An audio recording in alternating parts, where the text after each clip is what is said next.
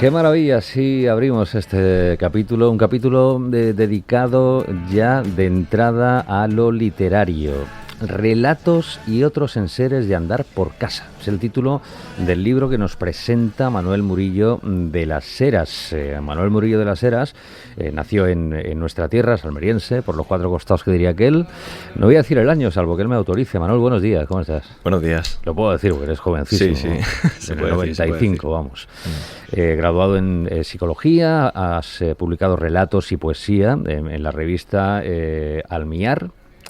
También antologías de diversas editoriales y en el periódico Ejemplar Boquense de Buenos Aires. También en varias ocasiones tus relatos se han leído pues en medios como la cadena SER, en Onda Cero y también aquí, claro, en Candil Radio, donde colaborabas con la compañera Mar hace algunas temporadas con un programa realmente maravilloso titulado La hoguera de Elena Ruz, ¿no? Sí. ¿Qué recuerdos tienes de aquella experiencia? Pues tengo un recuerdo muy bonito porque yo recuerdo entrar toda la semana a ver qué tema se proponía para esa semana del programa, por eso se metía un día, Sí.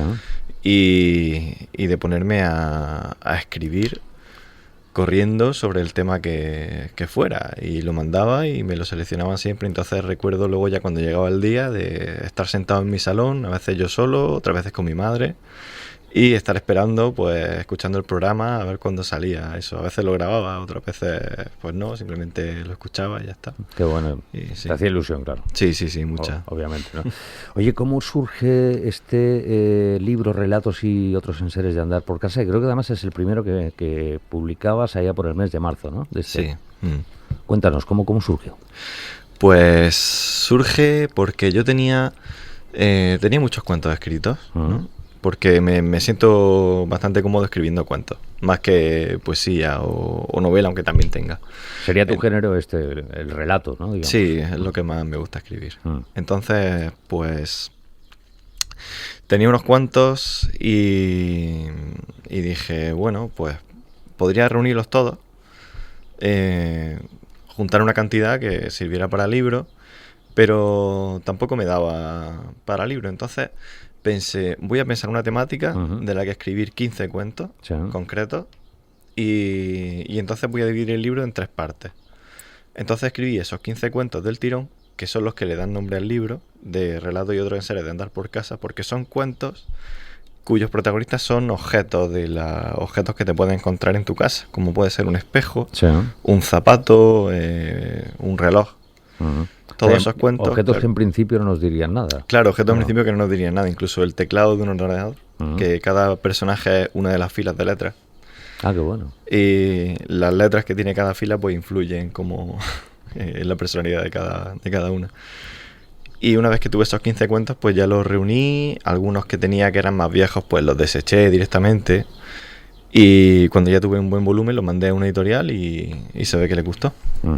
Luego la segunda sección, la segunda parte, va dedicada, creo, a piratas, ¿no?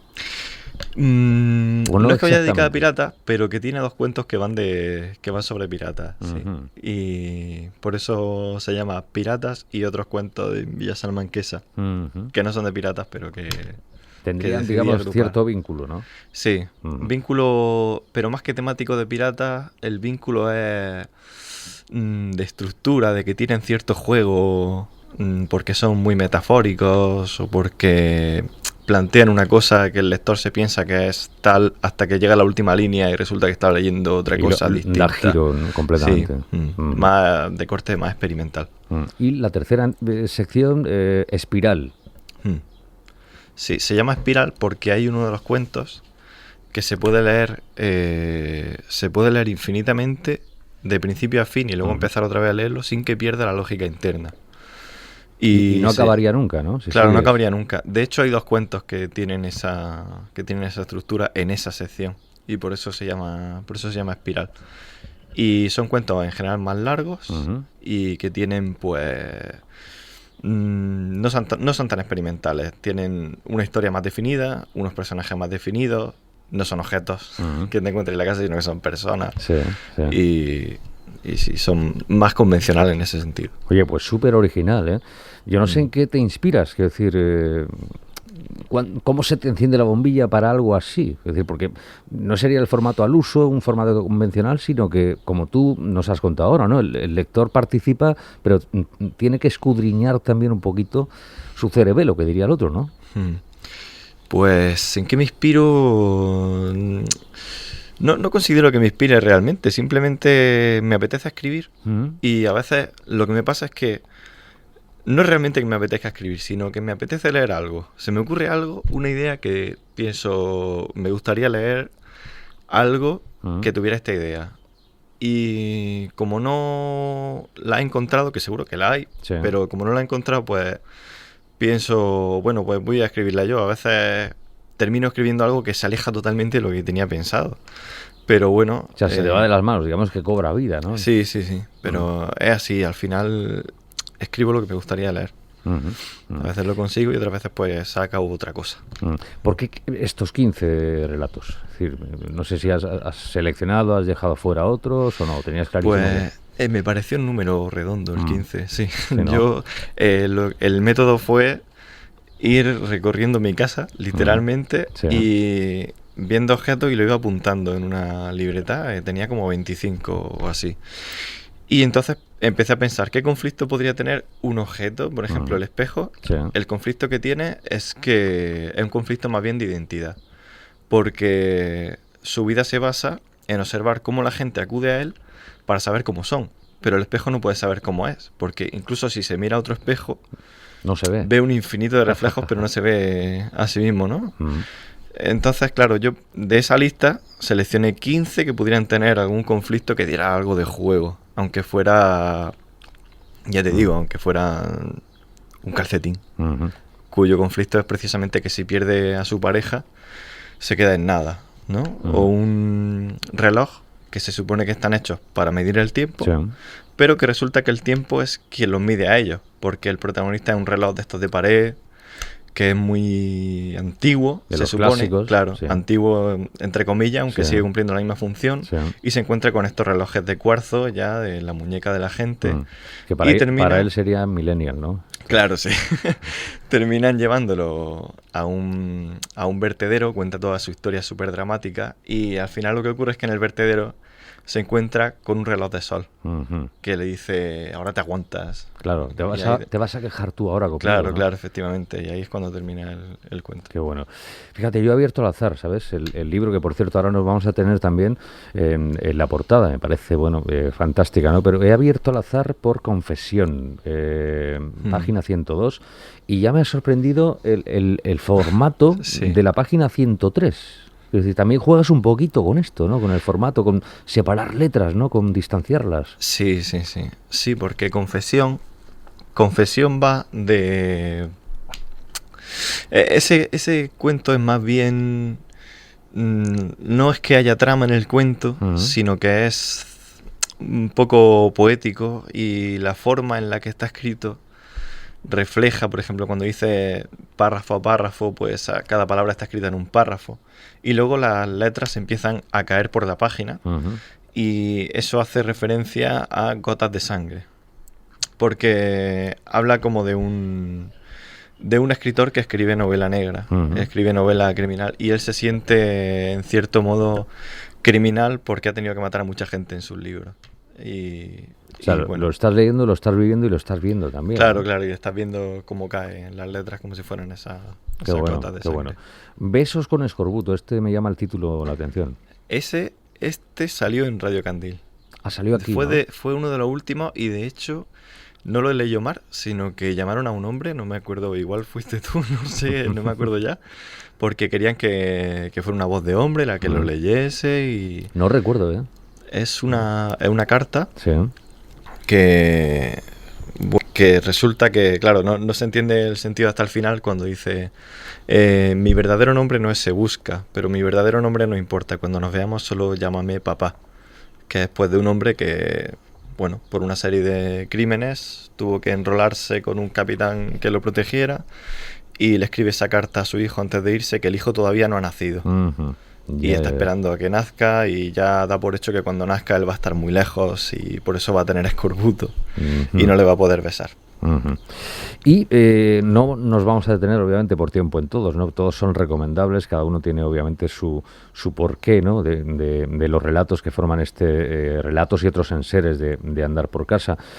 Pero también me llama la atención otro título, Allí donde espera la gente a la que solo le queda esperar. Ah, sí, ese es el único cuento en el que, de esos 15 relatos, ¿sí?, de objetos, que tenía escrito de antes de proponérmelo. Y era porque el protagonista era un banco. El que narra el cuento es un banco. Pero un banco de sentarse. Un banco de sentarse en la calle, sí.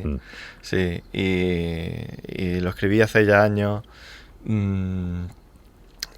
pensando en las colas que se forman en el INEM, y como el banco contemplaba la escena, sorprendiéndose, preguntándose qué le llevaría a la gente a madrugar tanto, qué le llevaría si a uno se le volaba un papel, a que fueran incluso a la carretera a por él, aunque lo fueran, sí, claro.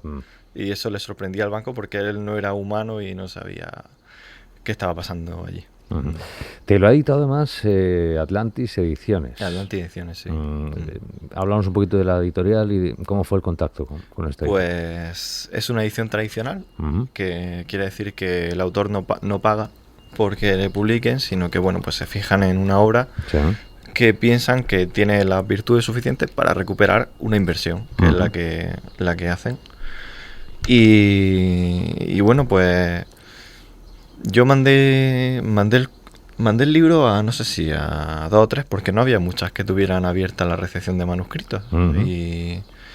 Y pues esta me mandó una carta, pasado un tiempo, diciendo que estaban interesados, que le había pasado el comité de lectura, sí, le había parecido una buena obra y que pues que estaban interesados en publicarla y que me llegaría el contrato, que lo firmaría, y cuando lo hubiera firmado ya nos pondríamos a trabajar en la edición y tal. Y cuando esto se produce, tú ya te sientes autor, ¿no? Sí, supongo, sí, ¿no? Claro. O sea, es una vez que las sensaciones...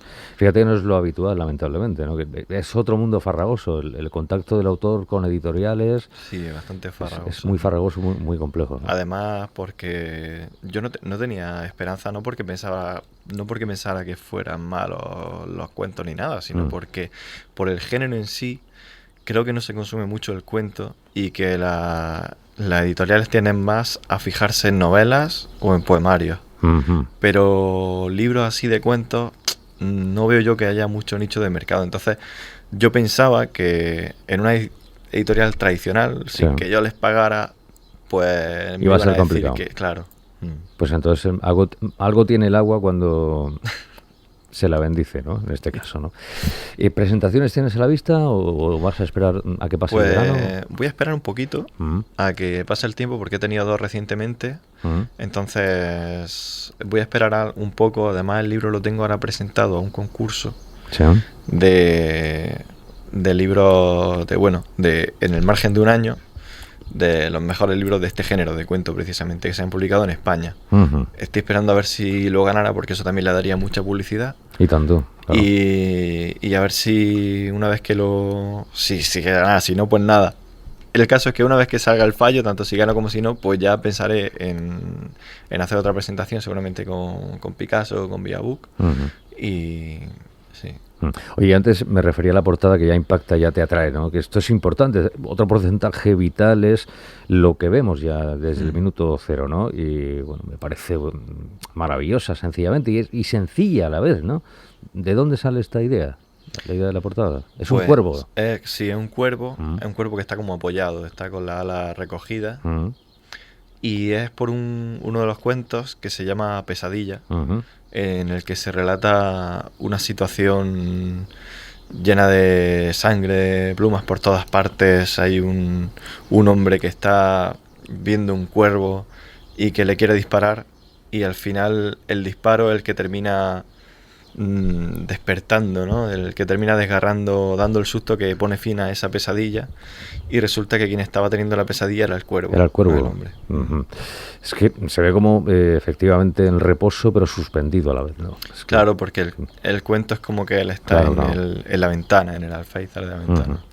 Pues Manuel Murillo de las Heras, un gusto el haber comenzado este capítulo contigo, el presentar este tu primer libro. Me ha contado un pajarito que estás ya trabajando en una segunda obra, ¿no? Sí, una novela. Una novela, cambias el género por tanto, ¿no?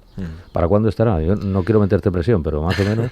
Pues no sé para cuándo, porque estoy esperando que la editorial me dé esos datos, pero bueno, ya me van a mandar el contrato. ¿También con Atlantis, la misma editorial? Es con otra editorial, vale. Sí. Otra editorial, porque Atlantis me dijo que para volver a publicar tenía que esperar un margen de tiempo. Entonces probé suerte y mandé una novela a otra y resulta que me han dado el sí. Pues enhorabuena, Relatos y otros enseres de andar por casa, con Manuel Murillo de las Heras, al que volveremos a llamar, y yo no sé si molestar, supongo que no, espero que no. No molestia ninguna. Pues para hablar de sus siguientes obras, que ha sido un placer. Muchas gracias, un placer igualmente.